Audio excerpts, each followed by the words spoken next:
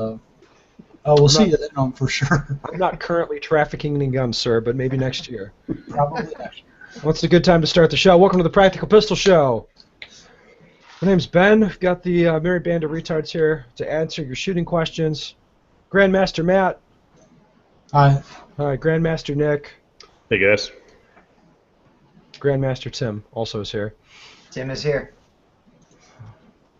I love it. All right, so Nick, we're going with the swinger question, right? You like that one? Yeah, that's good.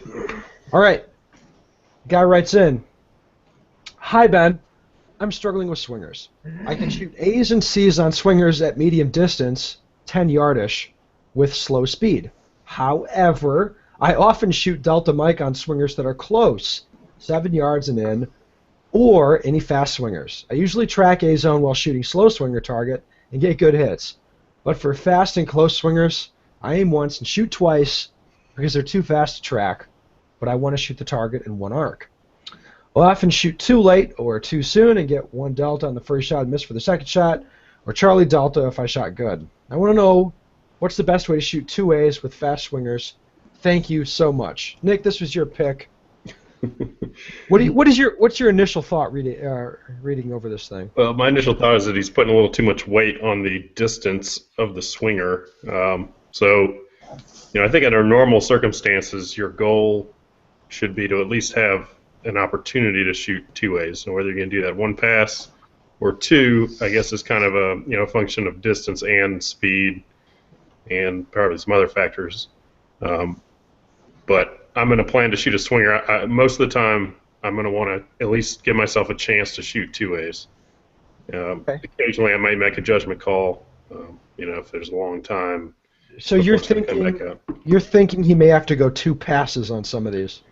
Yeah, absolutely. Yeah, if your second shot is going to be a borderline Delta Mike, I mean, normally, especially if the swinger's fast, you probably get another look at it, in less than a second or a second and a half or whatever. So, I would say 2 passes. I mean, if you're going to be that close to a Mike. All right, Grandmaster Tim, what do you think? I agree with Nick on a lot of that as far as you always agree with people. 2 passes. No, shut up. I didn't finish yet. Okay. The other thing is, I would say his technique probably needs work, and what I mean by that is he's probably trying to trap the position of the swinger, as in he's probably stopping the gun versus allowing the gun to track all the way through as he's actually trying to track the A-zone or track the swinger. The problem is when he's breaking the shot, I would just about guarantee he's stopping the gun as he cracks the shot off.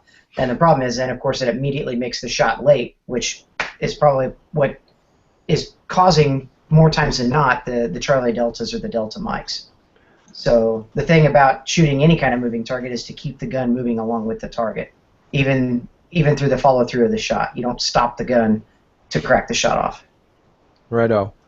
Grumpy Matt, what do you think? I suck at swingers, so I don't like giving advice on them. But I will say this. I usually miss behind the swinger, so try to shoot sooner. All right. I like that. Good advice. For me, the answer is contained in the question, as it often is. I mean, I don't know how I read this with a straight face. When the guy says, "I usually track A-zone while shooting slow swinger target and get good hits. But for fast and close swingers, I aim once and shoot twice." All right. Like, what the fuck do you think was going to happen? You didn't aim both shots. What the fuck?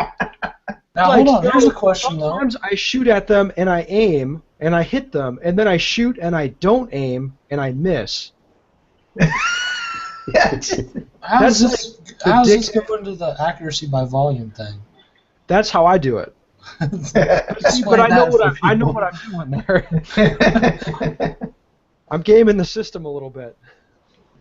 I think you should explain that to us. Okay, so accuracy by volume is the thing that I do occasionally, where I tend to shoot extra shots on really tough swingers to make sure that I hit them. But I don't take extra passes to do it. So, for example, if it's a swinger that everybody has to shoot 2 passes on because it's so fast, I will shoot the same number of passes, but I might shoot twice as many rounds. So I what he aim- means is if I aim- you're gonna have to shoot it once on the first pass and once on the second. He's gonna shoot 4 times at it in the same Sometimes. amount of passes. It's because I'm a bitch. I want to make sure I don't miss it. But the point is, I'm aiming those shots. Right? I don't not aim at it and expect to hit it. Or I don't think act- it's hilarious. What? Your What? your thought process on that. Yeah, that's a little curious. I mean, normally for me, it's like more if the time it takes me to spray. By spray, I mean quasi aim 2 shots. It's almost always just as good to take one measured shot and get the hit, in my experience. Right. Well, what I've settled on, usually what I do is, if it's one of the top only swingers, where you don't see it at the dwell, you just see it at the top. Yeah. When I go over to it, I usually shoot once, and then when it comes back, I shoot the second shot, one measured shot, and then I just hit the trigger again while on the way out. That works pretty good. You've seen me do that. Yeah, I'm sure I you've have. seen I me mean, do and those are far more challenging. And that was kind of what I was talking about before with the judgment call. So if you have a swinger where you don't get to see it at one of its stop points, Yeah. you have to make a judgment call about can I get 2 hits on it in one pass, even when it's at its most rapid speed. Typically, I've found that I'm overconfident in my abilities on this, and I've tried to rip off 2 shots. In some circumstances, it has not worked out. So, Well, I mean, I think shooting faster than you can call. Like, okay, let me put it this way. For a guy like this, asking this question, what I found with, working with a lot of guys, I think if people put it in their heads that they can't call their shots on swingers, if they can't see where stuff is going, they're not even going to bother looking for it. But if this guy were to set up a swinger and shoot at it for like an hour and just play around with it and just, why don't you work from the assumption that you can call shots and you can aim 2 shots on it? More often than not, they find that they can. But so often people don't get an opportunity to practice on swingers. You can see what's happening. You can aim good shots at them. Either you're going to shoot a lot of matches to figure that out, or just drag a swinger out for an afternoon and play around with it. And you'd be like, oh, this really isn't as hard as I'm making it. yeah. If you get to see it at the stop point, it's usually pretty easy, right? Because then you only really have to shoot it once on the move.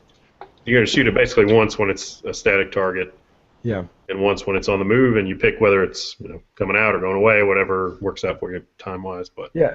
It is typically a bad idea to just spray bullets at it hoping to hit it. Well, and you got to Typically, think that's too. bad.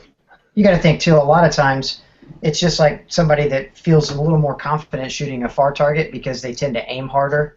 They're a little more cognizant of their trigger, trigger fundamentals and things like that. Like even shooting a static 15 to 20 yard target versus a 7-yard target. Everybody kind of takes those close targets for granted.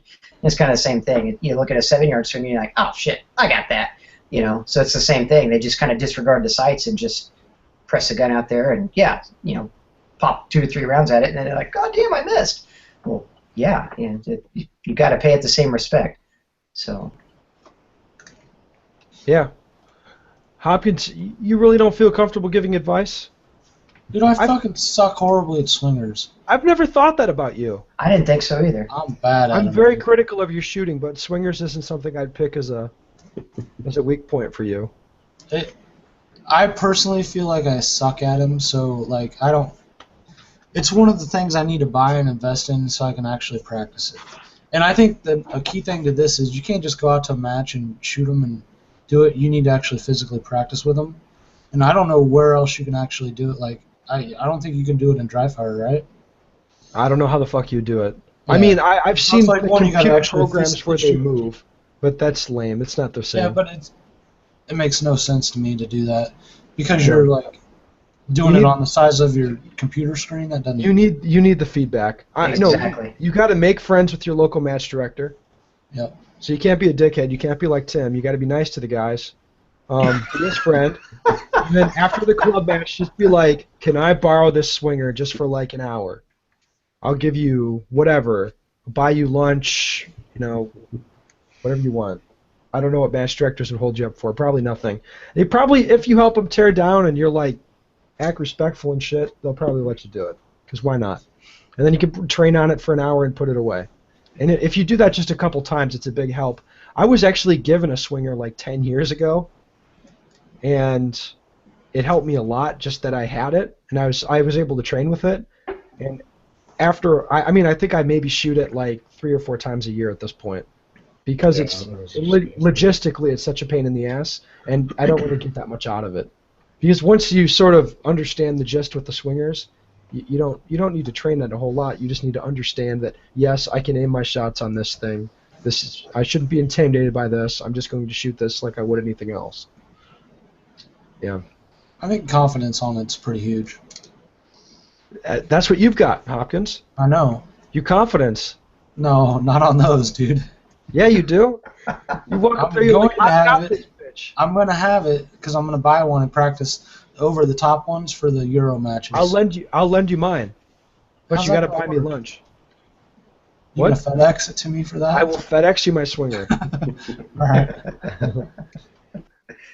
It's pretty heavy. I'm not going to lie to you. I asked if you're going to pay for it. Oh, shit. I have to pay for it? I don't know. I also have a windmill. I'll get you lunch. You get my lunch? Yeah. I don't know. I eat a lot, dude. That's fair. All right. All right. So I think we nailed the swinger topic, huh, guys? Yeah. Ooh. Okay. Next question. I think it's pretty much just for me.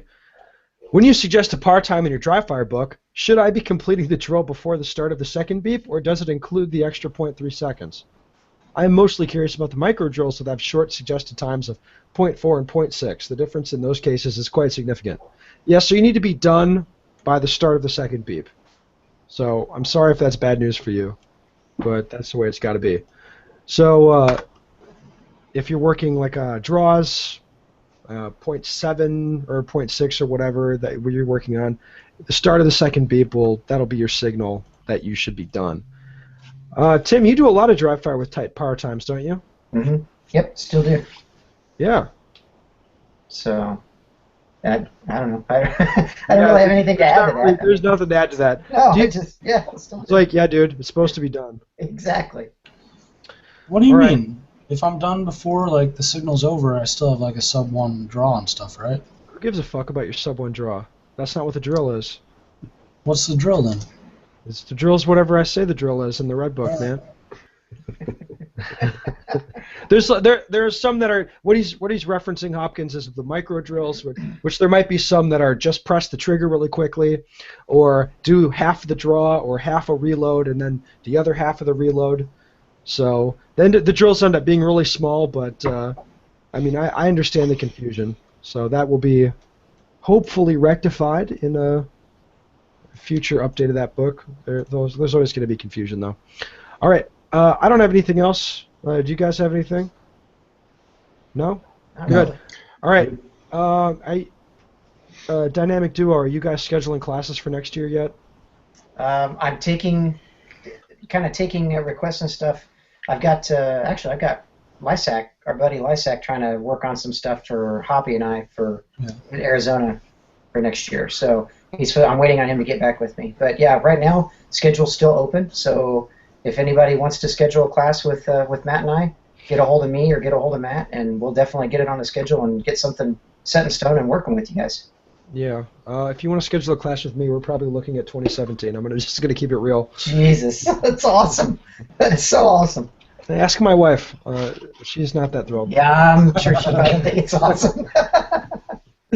All right. Well, that's going to do it. If you have a shooting question, head over to bensteger.com. Send it to me. We'll answer it for you. Put it to the gang. And, yeah, there you go. Great show, guys. Matt, you're so jet lagged. I just love it. Dude, I'm tired, bro.